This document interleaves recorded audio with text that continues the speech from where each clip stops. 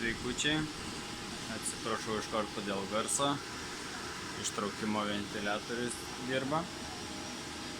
Taigi šiandien parodysiu, kaip galima lengvai paruošti, pašildyti detalę prieš dažymą.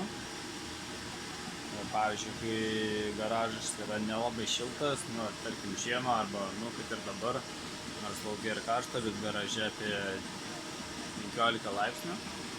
Tai detalė ganėtinai vėsi yra. Tai aš pašildau su štai va tokiu aparatu, su infraredinė lempa. Tai kainavo man apie 20 eurų, bet čia jau pirkta buvo prieš porą metų. Šniurelis įjungimo patrumpintas, kad jis man niekur nekliūtų ant dažų. Įjungiam ir parodau. Lempą įjungiau, štai jį per kelias sekundės įšyla. Raudona iš karto šiluma eina. Ir ką, ir tiesiog štai taip palaikau. Iš visų pusių pavedžioju, pirmyn atgal. Ir labai gerai prišildo detalę. Po dažymo, užpurškimo taip pat pašildau. Štai taip. Kai uždažyta detalė, ilgai nelaikyti vietoj, nes iš karto pradės burbuliuoti, dažai keltis, nes karštis tikrai yra didelis. Aš taip jau rankos laikyti, nelabai malonu, karšta yra. Neturiu to termometro, vilkelė buvo. Neturiu to termometro, kad galėčiau pamatuoti temperatūrą, kad jums parodyti. Bet šiaip ranka palietus iš karto šiltesnė darosi. Pašildau ir padažysiu.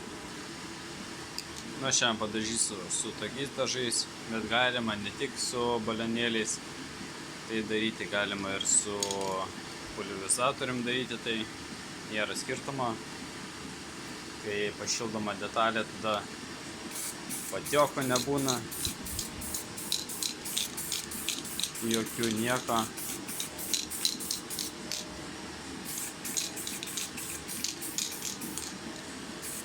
Tai apdažau ir parodau.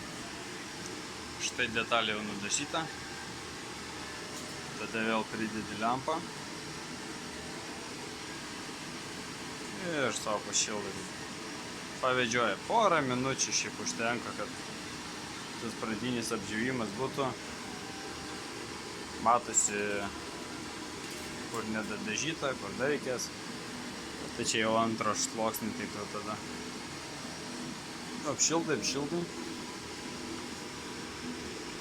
Iš visų pusių, taip po porą minučių pasvaikštai. Tokią šį rinkinėlį pasidariau, kad lengviau būtų laikyti.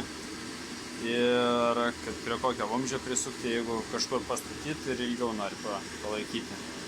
Jeigu automobilinius dažus, pavyzdžiui, purškiant, tai labai patogu, pastatai prieš mašiną ir laikosi. Į vieną vietą sukoncentruota šiluma.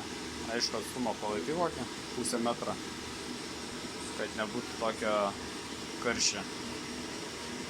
Galima matyti, kaip tie dažai džiūna tiesiog akyse. Tai štai toks trumpas vidosikas. Jeigu domina dar tokių visokių nesąmonių, parašykit komentaruose, pasekit. Ate.